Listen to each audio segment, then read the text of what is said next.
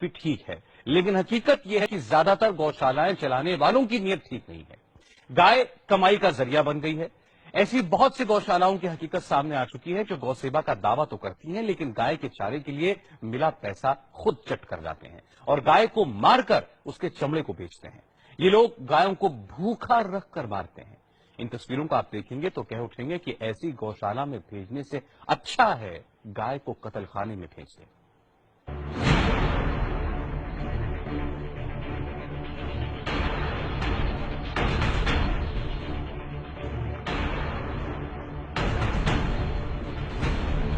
सरकार ने गाय की मदद के दावे किए, गौशालाएं बनाई,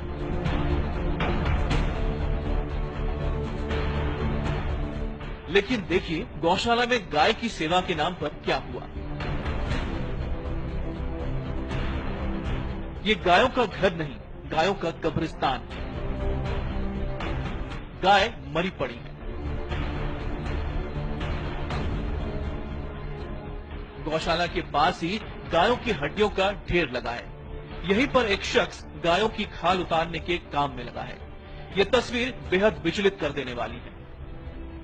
ये मध्य प्रदेश के रायसेन में हलाली डैम के पास की गौशाला की तस्वीरें हैं, कुछ पहले आई हैं। गौशाला का नाम है ब्रिज मोहन रामकली गौ संरक्षण केंद्र, लेकिन यहाँ गायों का कैसा संरक्षण हो रहा है, इन तस्वीरों में इसका पूरा सच सामने आ गया। पता चला है कि इस गौशाला के अंदर कुछ दिन पहले इस गौशाला में 150 गायों की मौत हो गई। जब पड़ताल हुई तो पता चला कि यहाँ अब तक करीब 3000 गायों की मौत हो चुकी है। गाय अपने आप नहीं मरी, गायों को मारा गया। गायों को तड़पा तड़पा कर मारा गया, भूखा रख कर मारा गया। जब भूख की वजह से गाय मर जाती है तो फिर उसकी खाल को उतारकर उनकी हड्डियों को बेचकर भारी पैसा कमाया जाता है। गौशाला में गायों को चारा देने वाला नहीं है, गाय का चमड़ा उतारने वाले को नौकरी मिली है, परमानेंट नौकरी, क्योंकि गायों को मारने के लिए लाया गया है, चमड़ा रोज उतारना है। मिल जाते हैं 7-8 हजार महीना।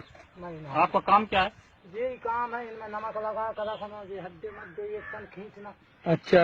ये चमड़ी हेड़ कर वहाँ हाँ। लगाना अंदर। अच्छा, ऐसा है भैया। तो ये क्या चमड़ा बिकता है क्या इसका? देखता है भैया, जब तो कर रहा है। और हड्डी हड्डी भी सब देखती है। किसकी है ये?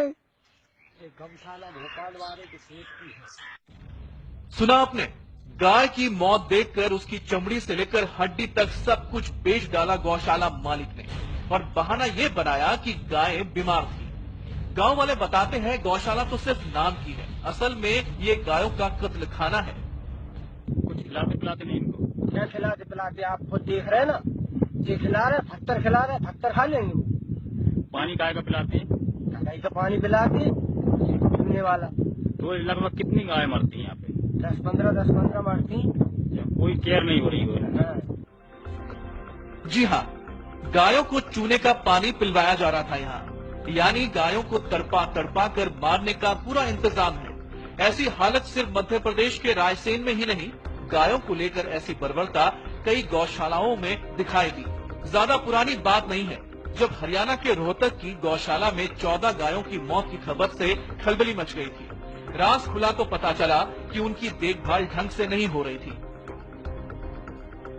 हरियाणा की गौशालाओं में ये हाल तब है जबकि वहाँ गाय को बचाने के लिए सरकार ने सख्त कानून बनाया है। यही हाल राजस्थान का है। जयपुर की हिंगोनिया सरकारी गौशाला की तस्वीरें लोग भूले नहीं होंगे। इस मामले को कौन भूल सकता है। मध्य प्रदेश की गौशाला में तो बकायदा मरने वाली गायों की पूरी लिस्ट तैयार है। गौशाला में 3500 गाय आई, उनमें से 3000 मर गई, बाकी को मौत का इंतजार है।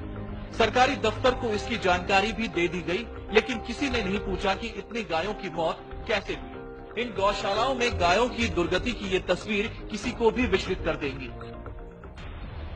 सवाल यह है कि गायों की देखरेख के लिए जब गौशालाएं बनी हैं, उनके लिए ठीक ठाक बजट का भी इंतजाम है, तो फिर ये गौशालाएं इन गायों की देखभाल क्यों नहीं कर पा रही हैं?